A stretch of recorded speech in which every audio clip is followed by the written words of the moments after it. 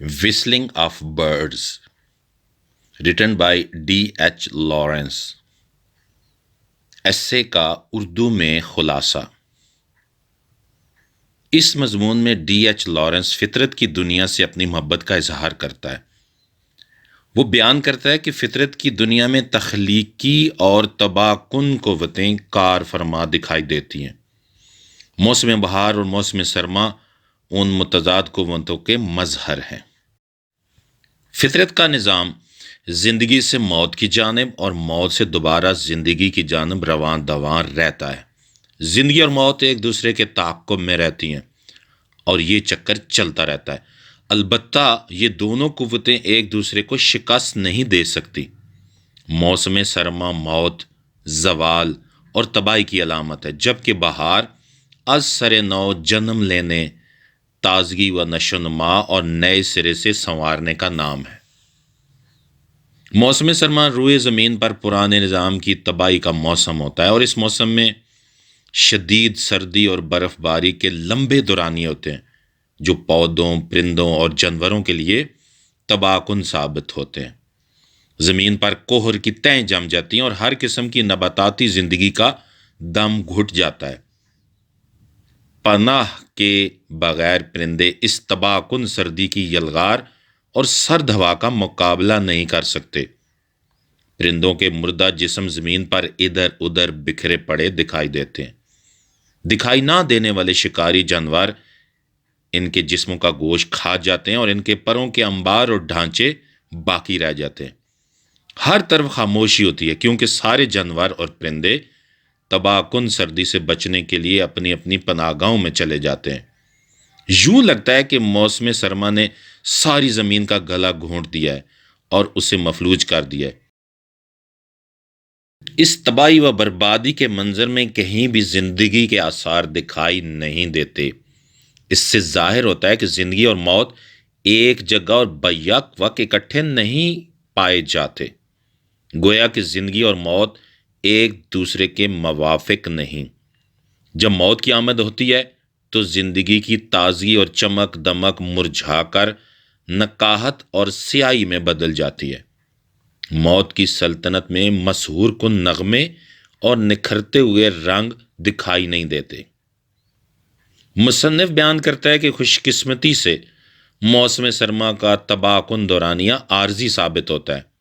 موسم بہار کے شروع ہوتے ہی روئے زمین پر زندگی کی تجدید شروع ہو جاتی ہے۔ ٹھنڈی فضا میں سکون بخش حدت محسوس ہونے لگتی ہے۔ باہر دوپہر کے وقت سورج کی چمکدار کرنیں اور دھوپ دکھائی دیتی ہے۔ سردی سے ٹھٹھرتی ہوئی زمین بیدار ہو جاتی ہے۔ طویل خاموشی کے بعد فاختہ کی کوک دوبارہ شروع ہو جاتی ہے، اگرچہ یہ آوازیں شروع میں دھیمی اور بے ڈھب لگتی ہیں۔ غروب آفتاب کی زرد روشنی میں جھاڑیوں میں چھپے ہوئے جنگلی پرندے دوبارہ چہچہانا اور سیٹیاں بجانا شروع کر دیتے ہیں۔ وہ گائے بغیر نہیں رہ سکتے۔ وہ اپنے مرحوم ساتھیوں کے مردہ جسموں اور پروں کے ڈھیروں کو نظر انداز کر کے خوشی سے چہچہانا شروع کر دیتے ہیں۔ سڑک پر جمی ہوئی برف پگھلنا شروع ہو جاتی ہے اور ایسا دکھائی دیتا ہے کہ پرانی دنیا کا خاتمہ ہونے کے بعد نئی دنیا کا آغاز ہو چکا ہے۔